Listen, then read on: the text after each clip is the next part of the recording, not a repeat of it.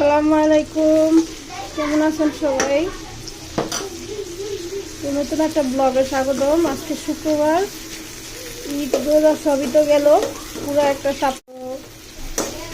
কি অবস্থা, কেমন কাটলো সবার ঈদ, কমেন্টে জানায়েন। আজকে রান্না করতেছে হচ্ছে মুরগির মাংস, ভাজে নিলাম। এখানে ডাল রান্না করতেছি। আর এখানে ওই যে দেখেন আমার পাখি দুটা কি করতেছে, আরো ওই যে উপরে বাজিগারগুলো। তো আগে আমি মাংসটা ভাইজা নিছি। এখন মাংস ভাজার তেল, অনেক তেল উঠছে, ওই তেলটা দিয়ে এখন পেঁয়াজটা আমি কষাই নিতেছি। আজকে সব বাটা মশলা দিয়ে রান্না করবো।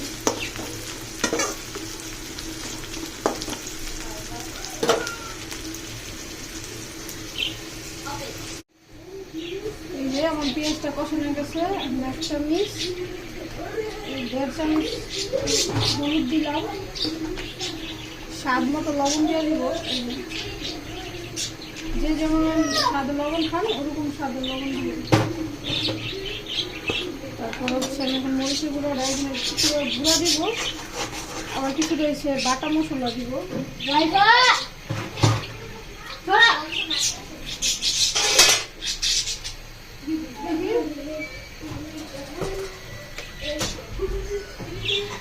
এই যে 1.5 চামচের মতো, মানে 1 চামচ বেশি দেবেন।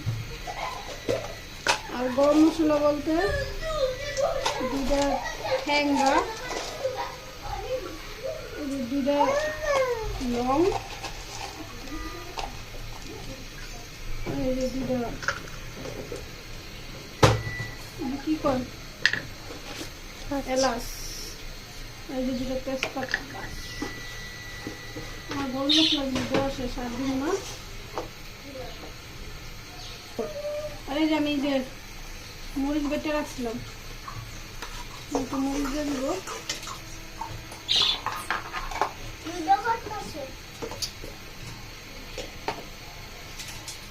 রসুন বাটা,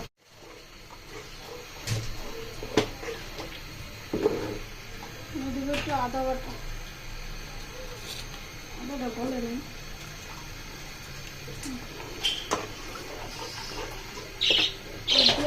বললাম যে বাটা মশলা সব ব্যবহার করবো। এই যে পেঁয়াজটা রাখছিলাম, দেখুন কিন্তু পেঁয়াজ ব্লেন্ডার করে রাখছি।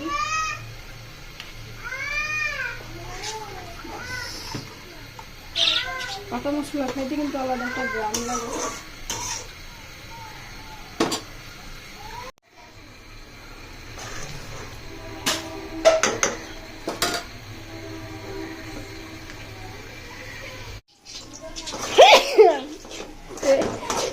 আলহামদুলিল্লাহ, মানে আমার মশলাটা কষানো হয়ে গেছে। দেখেন পুরা একবারে সাইডটা কষানো হয়ে গেছে, একদম তেলটা পুরো মশলা খাই গেছে। আমি এগুলো তরকারিতে দিয়ে নিই।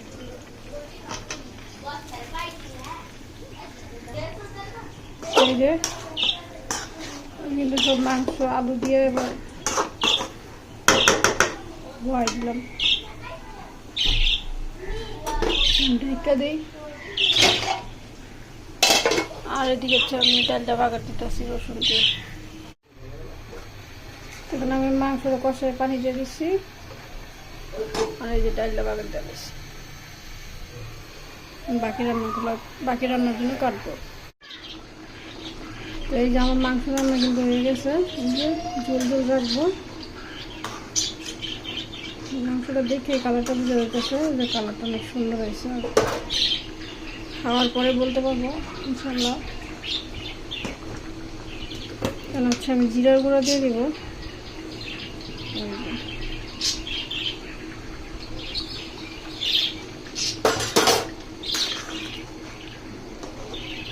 আমি এখন মাংসটা নামাই নিব। মাংসটা নামানোর পরে আলু সিদ্ধ হয়ে গেছে।